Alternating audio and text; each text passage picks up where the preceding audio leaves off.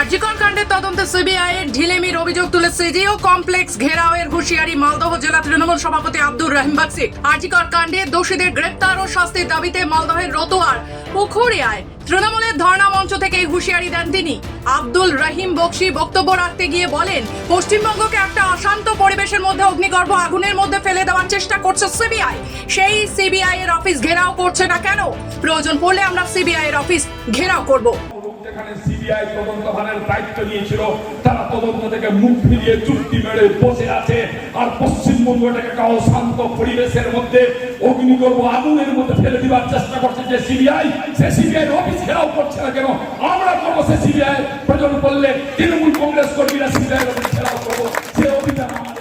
তবে তার এই বক্তব্য নিয়ে প্রশ্ন করা হলে আব্দুর রহিম বক্সি বলেন, এটা কোনো আন্দোলনের কর্মসূচি নয়। এই আন্দোলনকে অন্য পথে ঘুরিয়ে দিয়ে রাজনীতি করার চেষ্টা করছে বিজেপি।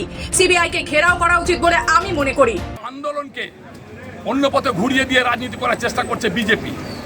আজকে সিবিআই তদন্তভার গ্রহণ করেছে না, আমাদের পুলিশ নাকি ব্যর্থ পশ্চিমবঙ্গের, তারা দায়িত্বভার গ্রহণ করেছে, অথচ তারা আজকে কোনো রকমেরই তদন্ত এগিয়ে নিয়ে যাচ্ছে না। সিবিআইকে ঘেরাও করা উচিত বলে আমি মনে করি। কাকে ঘেরাও করছে, কার কাছে আন্দোলন করছে, কোথায়? অপরদিকে মালদা দক্ষিণের বিজেপির সহ সভাপতি অজয় গাঙ্গুলি বলেন, ওনার রাজনীতি ভেসে থাকার রাজনীতি।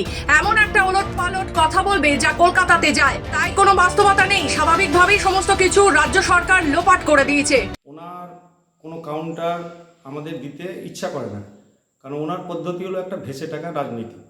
মানে এমন একটা ওলট পালট কথা বলবে যেন ভেসে থাকে এবং কলকাতাতে সেই খবরটা যায়, কোনো বাস্তবতা নাই।